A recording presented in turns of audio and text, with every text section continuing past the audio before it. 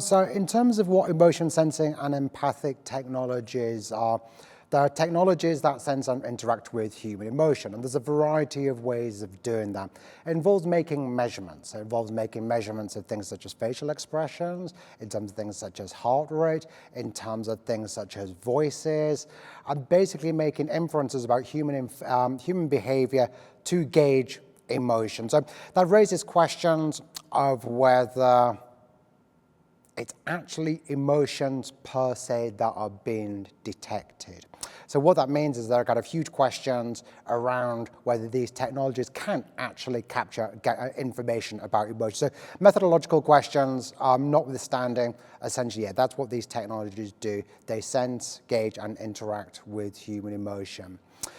In terms of the issues around them, there are clear ethical issues around them because they can be deployed in a range of contexts.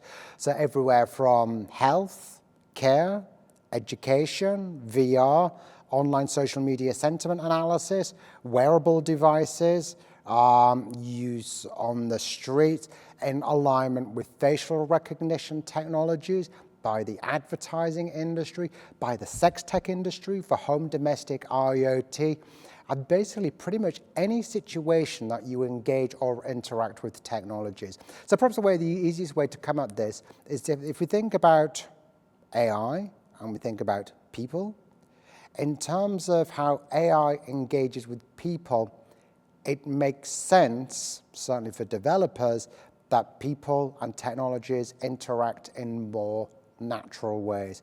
And the way to do it more naturally is through the medium of understanding emotion and being able to gauge affective states.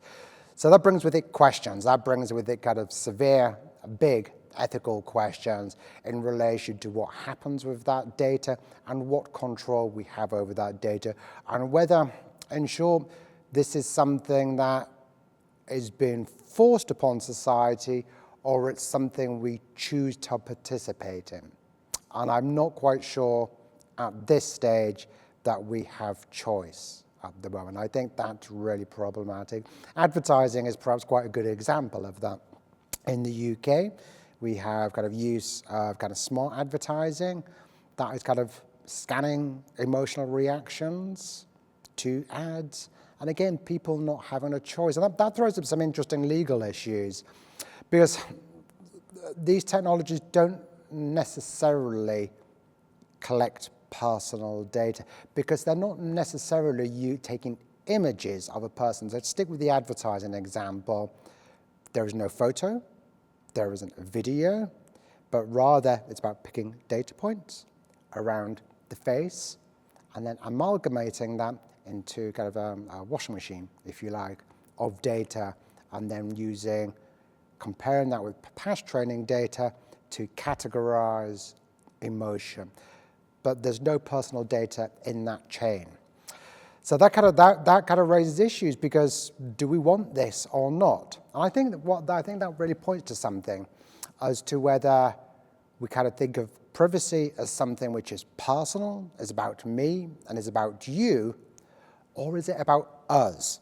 And I think if we move to start thinking about privacy in terms of collective, in terms of groups, in terms of kind of the rights of a citizenry who kind of live with and visit cities and other spaces, I think that's when we start making more kind of progress with the ethical debate in these areas.